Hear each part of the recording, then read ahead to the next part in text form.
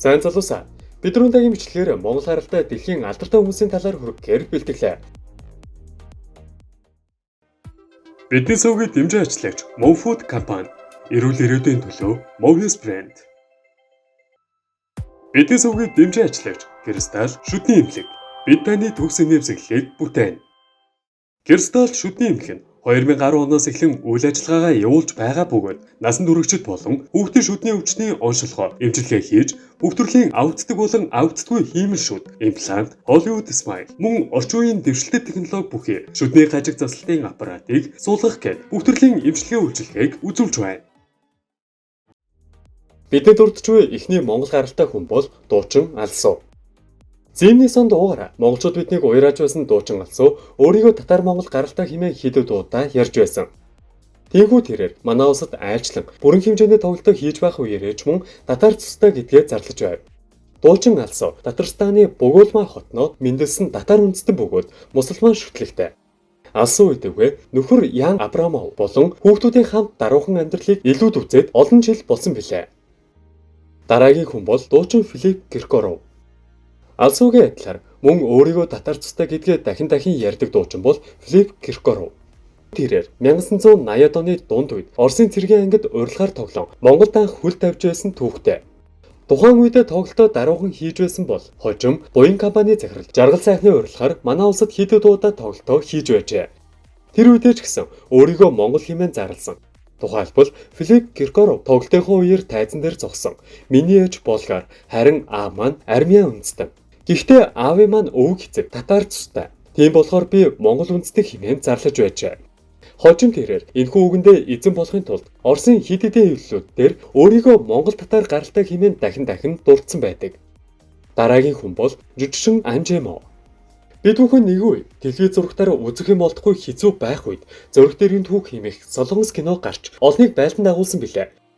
Тэгвэл Түүхэн Баатрын амьдралыг дэлгэцэнд мөнхөлсөн зураг дээрийн түүх киноны гол дүр болох Гиндү хааны дүрийг бүтээсэн жүжигчин Анжемоч гэсэн монгол цустай гин. Тэрээр уг кино манай улсад гарч үзэгчдийг байлдан дагуулсны дараа нээлгэх удалгүй Монголд ирсэн. Улмаар тэрээр би монгол учраас Баатрын дүрийг бүтээхэд хялбар байсан хэмээн омгширч байв. Дараагийн хүн бол Зүйл тулбад улсын удирдагч Ленин. Орос улс Украин руу дайрснаас болж Орос гэхээр уурн хүрээд байгаа бизээ. Ер нь сүүлийн үед дэлхийд даяарчлагдаж нийгэм шинжлэхдэх тусам дэлхийд даяар энд тэндгүй баригдсан байсан Ленингийн хөшөөнүүдийг улс орнууд буулгаж эхэлсэн билээ. Гэтэл яг энэ цаг үед Ленин Монгол гаралтай гэвэл манайхны уурн бүрчихээр хүрэх байх. Тухайлбал Ленингийн эхийн тал нь халимаг Монгол гаралтай хүмүүс байсан.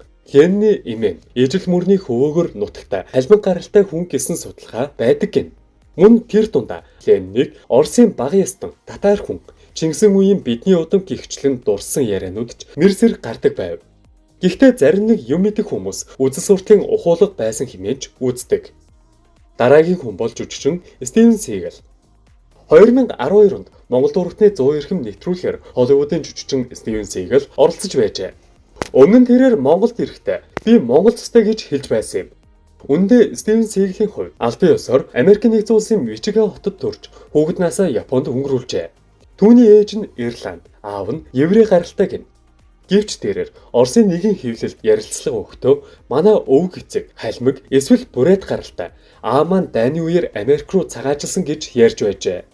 Мөн зарим мэдээллийн хэрэгслүүдээр түүнийг татар цустай гэдэг. Мөн өмнө нь тэрээр Кыргызстан улсад бүх дэлхийн нүүдэлчдийн наадам болж байхад нээлтийн ёслол төр өөрийгөө бурайд хүн гэж мэдгдсэн байна. Тэрээр миний аав бурайд хүн, харин ээжийн талынхан уугуул индан гаралтай. Аль нь нүүдэлчин удамтай хүмүүс. Нүүдэлчдийн наадмыг зохион байгуулах нь маш зөв зүйл. Бид гарал үүслээ мэдэж байх хэрэгтэй гэж хэлсэн юм. Гэтэл хожим 2014 онд Орос улбаны улсын засгийн газраас зохион байгуулсан Розия 2045 төсөлд оролцох үеэрээ тэрээр Орос гаралтай гэж ярьж явжээ. Юутаж тэрээр Монгол гаралтай байсан ч биш байсан ч бид энэхүү бичлэгтээ дурдлаа. Дараагийн хүн бол Илпитер хаан. Илпитер хаан Чингисийн угсааны Монгол гаралтай хүн байсан гэн. Ер нь Оросуудыг сайн ухвал татаарл гарна гэлэлцдэг. Учир нь Орос улс 242 жилийн турш Монгол татарын иргэшээлд байсан. Илүү нарийн ярил Илпитерийн ээж Хатан хаан Наталья Наришкина хаан Алексей Михайловичийн хоёр дахь эхнэр бөгөөд Зүчийн удмын Монгол язгууртан байв. Ерөнхийдөө нэлээд хэдэн татар гаралтай хаттууд байдгаас хамгийн нэгд гарсан Их Питер хаан байсан гэдэг. Дараагийн хүн бол жүжигчин Джеки Чан. Монголчууд бидний туйлын дуртай жүжигчдийн нэг бол Джеки Чан билээ. Тиймээс бид бүхэн түүнийг Монгол гаралтай хэмээн өөрийгөө хэлэхэд нь туйлын ихээр бахархдаг. Бид бүхэн өмнө нь энэ талаар бичлэг хийж байсан удаач бий.